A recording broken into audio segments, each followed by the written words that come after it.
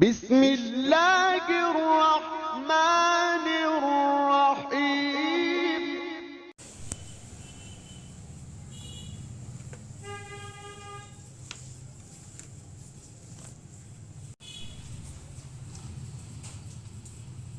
بسم اللہ الرحمن الرحیم۔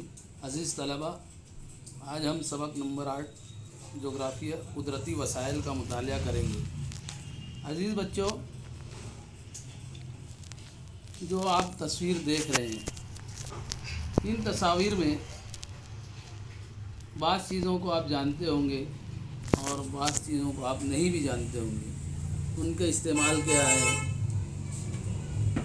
اور ان سے کیا کیا ضرورتیں پوری ہو سکتی ہیں، تصویر میں کیا کیا دکھائی دے رہا ہے، کتنے جاندار ہیں اس میں اور کتنے نباتات ہیں، کون سی چیزوں کو آپ نے بذات خود دیکھا ہے اور بہت سی چیزیں اس میں ایسی ہیں جس کو آپ نے نہیں دیکھا ہوگا۔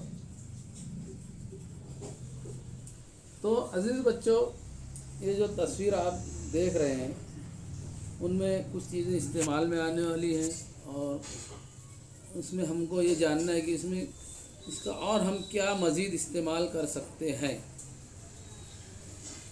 جو تصویر آپ نہیں پہچان پائے اس کے بارے میں بھی آپ مزید معلومات حاصل کریں گے۔ اس کی جغرافیائی وضاحت کرنا ہے ہمیں۔ زمین پر کئی چیزیں ہمیں دیکھنے کو ملتی ہیں، ان میں سے بعض چیزیں ہمارے قرب و جوار یعنی ہمارے قریب میں ہی ہوتی ہے، لیکن یہ اب اس کا مطلب یہ نہیں ہوتا ہے کہ ہم ان کا استعمال کرتے ہی ہوں گے۔ ہر چیز کا انسان استعمال کر سکے یہ ناممکن چیز ہے۔ بعض چیزوں کا استعمال کرتا ہے اور بعض چیزوں سے وہ دور رہتا ہے۔ قدرت سے ملی بعض چیزوں کا استعمال کرنا ہم نے سیکھا ہے، جیسے پانی۔ انسان جو قدرتی چیزیں استعمال کرتا ہے انہیں قدرتی وسائل کہتے ہیں۔ قدرتی وسائل کے سہارے انسان اپنی ضرورتیں پوری کرتے ہیں۔ اکثر قدرتی وسائل محدود ہوتے ہیں، اس لیے وہ بیش قیمت ہوتے ہیں۔ مثلا ہوا، پانی، مٹی، معدنیات، نباتات اور حیوانات قدرتی وسائل ہیں۔ یعنی یہ اللہ کے جو دیے ہوئے وسائل رہتے ہیں وہ بیش قیمت ہوتے ہیں، یعنی بہت زیادہ قیمتی ہوتے ہیں، اس کا متبادل نہیں ہو سکتا، یعنی انسان اس کا بدل نہیں بنا سکتا، اور وہ اکثر مفت میں اللہ تعالیٰ دیتا ہے انسانوں کو ان کی ضرورتیں پوری کرنے کے لیے۔ ان میں سے ہوا چاروں طرف افراط میں پائی جاتی ہے۔ یہ وسیلہ بھی کم نہیں ہوتا، مگر اس کے معیار اور خاصیت میں تبدیلی ہو سکتی ہے۔ ہوا کا استعمال ہم سانس لینے سے لے کر جلانے کے کاموں تک کرتے ہیں۔ شکل 8.2 تا 8.13 کی تصویروں کے سہارے ہم ان تمام اجزاء کا تصور کیا جا سکتا ہے۔ یعنی اللہ تعالیٰ نے جو بھی نعمت دی ہے وہ بیش بہا ہے، یعنی بہت زیادہ بھی ہے، اس میں کبھی کمی نہیں ہوتی۔ یہ ہمیں دھیان رکھنے کی ضرورت ہے۔ یہ جو تصاویر ہیں ان میں ہم جو دیکھ رہے ہیں تو تمام تصاویریں الگ الگ، یہ اللہ کی بہت بڑی نعمتیں ہیں۔ شکل نمبر 8.2 زراعت، شکل 8.3 ماہی گیری یعنی مچھلیاں پکڑنا، شکل 8.4 شہد جمع کرنا، شکل 8.5 پانی حاصل کرنا، شکل 8.6 لکڑیاں ایندھن جمع کرنا، شکل 8.7 کانکنی، شکل 8.8 تعمیری کام، شکل 8.9 نمک سازی، شکل 8.10 ربر کا دودھ جمع کرنا، شکل 8.11 گوند جمع کرنا، اور شکل 8.12 یہ ہے توانائی حاصل کرنا ہوا کے ذریعے۔ تو عزیز بچوں، یہ جو تصاویر ہیں یہ سب قدرتی اللہ تعالیٰ نے انسانوں کے لیے مفت میں مہیا کی ہوئی ہے۔ اس کے لیے انسان کو بہت تگ و دو جد و جہد نہیں کرنا پڑتی ہے، اس کے لیے خرچ نہیں کرنا پڑتا ہے۔ اللہ تعالیٰ نے زمین میں یہ تمام چیزیں مہیا کر کے رکھی ہوئی ہیں، انسان اس سے بہت فائدے اٹھاتا ہے۔ شکل نمبر 8.13 جانوروں کے ذریعے نقل حمل بھی ایک بہترین ذریعہ ہے۔ بعض جگہیں ایسی ہوتی ہیں دنیا میں کہ جہاں نہ گاڑی موٹر پہنچ سکتی ہے نہ انسان پیدل، وہاں جانوروں کے ذریعے انسان اپنے مال اسباب سفر ادھر سے ادھر جانا کرتا ہے، یہ بھی اللہ کی بڑی نعمت ہے۔ بتائیے تو بھلا 8.2 سے 8.13 تک کی تصویروں کا مشاہدہ کر کے جماعت میں گفتگو کیجیے۔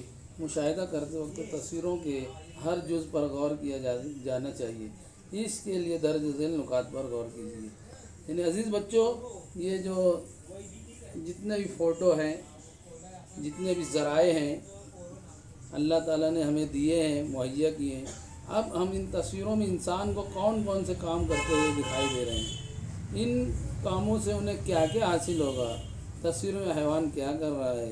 8.12 میں زمین پر نصب کیے گئے بڑے پنکھے کا استعمال کس لیے ہوتا ہے، ٹرک میں کیا بھرا جا رہا ہے، اس سے ہمیں کیا حاصل ہوگا، ماہی گیری کے علاوہ دیگر تمام انسانی کام کن مقامات پر ہو رہے ہیں، ان تمام چیزوں کا اس شکل کے ذریعے آپ لوگ بغور مشاہدہ کریں اور اہم نکات آپ اپنی کاپی میں نوٹ کرتے جائیں۔ میں سمجھتا ہوں کہ یہ تصاویر کے ذریعے آپ لوگوں کی بہت سی چیزیں خود بخود جان گئے ہوں گے، کون کیا کام کر رہا ہے، اس سے کیا فائدہ اٹھایا جا سکتا ہے، یہ تمام باتیں تمہارے ذہن میں آ گئی ہوں گی۔ اب ہم جغرافیائی وضاحت کریں گے۔ اوپر دی ہوئی تصویروں میں سے بعض تصویروں میں آدمی خود مختلف کام کرتے ہوئے دکھائی دے رہا ہے، اس کا ہر عمل قدرت کے کسی نہ کسی عامل سے تعلق رکھتا ہے۔ ان تمام عوامل پر غور کریں گے، یعنی انسان جو ہے قدرت سے جڑا ہوا ہے، اللہ تعالیٰ نے جو نعمتیں دی ہیں اس سے ہی تعلق اس کا، یہ جو کام کر رہے ہیں تصاویر میں اللہ کی قدرت کا ہی ایک کرشمہ ہے۔ شکل 8.2 میں انسان زمین پر بیلوں کی مدد سے ہل چلاتے ہوئے نظر آ رہا ہے۔ کسان زمین کی مٹی کی سطح پر ہل چلا کر زمین کو کاشت کے قابل بناتا ہے۔ کاشت کے قابل بنی اس زمین سے کسان مختلف قسم کی فصلیں حاصل کرتا ہے اور وہ ان فصلوں سے اپنی اور دوسروں کی غذائی ضرورت کو پورا کرتا ہے۔ یعنی انسان کھیتی کر کے خود کی اور دوسروں کی بھی ضرورتوں کو پورا کرتا ہے، یہ بھی اللہ کا دیا ہوا ایک بیش بہا اور قیمتی انمول خزانہ ہے۔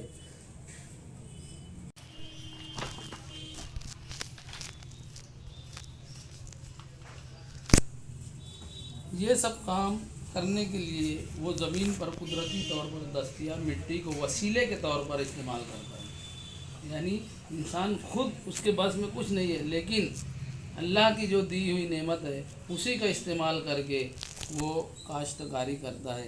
مٹی کا یہ استعمال دنیا میں ہر جگہ ہوتا ہے، اس لیے انسان کے زرعی پیشے میں مٹی ایک اہم قدرتی وسیلہ ہے۔ انسان کی طاقت نہیں ہے کہ وہ ایک درخت اور ایک پودا بھی اگا سکے۔ مٹی کی تشکیل عموماً بنیادی چٹان۔ اب مٹی کس طرح بنتی ہے اس کے بارے میں ہم مختصر جانیں گے۔ بنیادی چٹان آب و ہوا، حیاتی اجزاء، زمین کی ڈھلان اور عرصہ ان عناصر پر منحصر ہوتی ہے۔ ان میں آب و ہوا اور چٹانوں کی قسموں کے مطابق مختلف علاقوں میں مختلف قسم کی مٹی تیار ہوتی ہے۔ مٹی کے بننے کے عمل نہایت سست رفتار ہوتا ہے۔ پختہ مٹی کی تیار ہونے کے لیے لمبا عرصہ درکار ہوتا ہے۔ عام طور پر 2.5 سینٹی میٹر موٹائی کی مٹی تہ تیار ہونے کے لیے تقریباً 1000 برس کا وقت لگتا ہے۔ عزیز بچوں، مٹی جو ہم دیکھتے ہیں یہ ہوا کے ذریعے، حیاتی اجزاء، زمین کی ڈھلان، آب و ہوا وغیرہ سے تیار ہوتی ہے اور اس کے لیے تقریباً 2.5 سینٹی میٹر موٹائی کے لیے تقریباً 1000 برس کا وقت لگ سکتا ہے۔ یعنی اللہ تعالیٰ زمین کو زندہ کرتے رہتے ہیں، اس میں جہاں کہیں کمی ہوتی ہے اللہ تعالیٰ اس کو بڑھاتے رہتا ہے، یعنی مٹی بڑھاتے رہتا ہے اللہ تعالیٰ۔ शक्ल 8.3 से 8.5 तक में आदमी को मछली का शिकार करते और शहद जमा करते हुए दिखाया गया है। इसी तरह इन तस्वीरों में आदमी पानी निकालते हुए नज़र आ रहा है। इन तस्वीरों में कुदरती वसीला पानी के ज़रिए इंसान अपनी ज़रूरतें पूरी करता है। यानी बच्चों, कहीं दरख्तों के ज़रिए, कहीं मिट्टी के ज़रिए, कहीं पानी के ज़रिए इंसान अपनी ज़रूरतें पूरी कर रहा है। हम सबको सुबह जागने से लेकर रात में सोने तक पानी की ज़रूरत होती है। इससे पानी की अहमियत का अंदाज़ा होता है। कुदरत की तमाम जानदार अशिया पानी पर मुनहसर होती है। शक्ल 8.9 देखिए। इस तस्वीर में दिखाया गया है कि हम समुंदर के पानी से नमक हासिल करते हैं। रोज़मर्रा की ज़िंदगी में हम इसका इस्तेमाल करते हैं। अल्लाह ताला की दी हुई तमाम चीज़ें, तमाम नेमतें ही का इंसान मुख्तलिफ़ अंदाज में इस्तेमाल करके अपनी ज़िंदगी को कायम दायम रखे हुए है। ये जो चार्ट दिया गया है, इसमें ज़मीन का कुल पानी का परसेंट 100 है। ज़मीन पर इस्तेमाल के काबिल पानी सिर्फ़ 3% इस्तेमाल होता है, काबिल इस्तेमाल पानी। बाकी ये तमाम पानी इंसान के लिए नुकसानदा हो सकता है। ज़मीन पर इस्तेमाल के लिए दस्तयाब पानी 0.00003% है। ज़मीन पर मौजूद तमाम पानी के ज़ख़ीरे में से तमाम जानदारों को हासिल होने वाला पानी बहुत ही थोड़ी मकदार में है। इतना 0.003% है।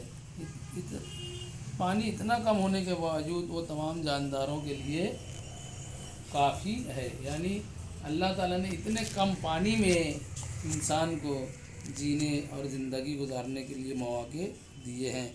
उसी के ज़रिए इंसान अपनी ज़िंदगी गुजारता है और इन्हीं कुदरती वसाइल का इस्तेमाल करके इंसान अपनी ज़िंदगी को संवारता है, बनाता है और जीने के काबिल भी बनाता है। इसलिए अज़ीज़ बच्चों, हमें अल्लाह की दी हुई नेमतों का शुक्र भी अदा करना चाहिए और उसका एहतियात से इस्तेमाल भी करना चाहिए।